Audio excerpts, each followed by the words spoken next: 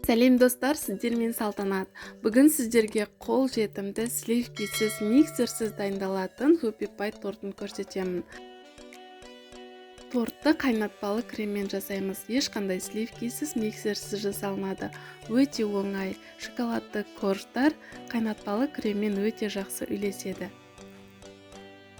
Ең алдымен 5 жұмыртқаға 200 грамм шекер салып, венчиктің көмегімен жақсылап араластырамыз. 150 грамм ерітілген сары майымызды жұмыртқалы массамызға салып, жақсылап араластырамыз. Електен өткізіп 3 ас қасық какао, 10 грамм қопсытқыш саламыз. Оның барлығын бірдей салуға болмайды, бөліп саламыз.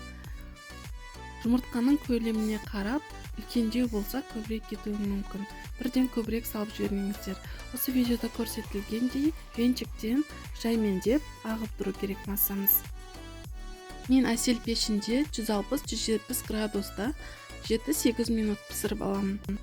Корждарымыз өте жұқа болғандықтан тез піседі, сондықтан пеште ұзақ ұстаудың қажеті жоқ. Корждарды уақытында алсаңыздар, осындай жұмсақ, өте нәзік шоколадты корждар пісіп шығады.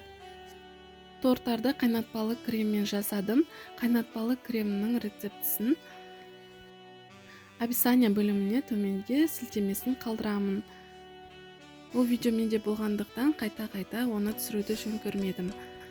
Кремді бір реттік қалташаға салып, Happy Pie насадкасымен осындай шариктер шығарып, торттарымызды толық жинап шығамыз.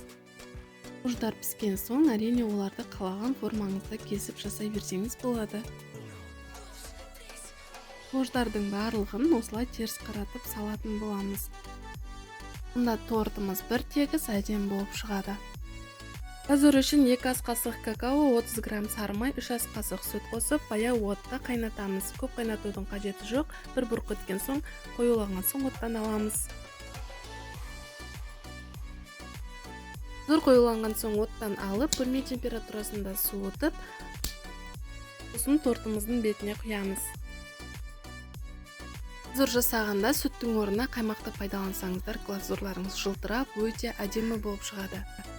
Глазурды әрине шоколадпен алмастыруға болады.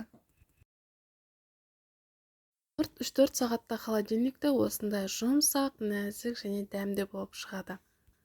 Ең бастысы, сливкисіз, Қазақстан шоколадынсыз, үй жағдайында миксерсіз осылай жасасаңыздар болады.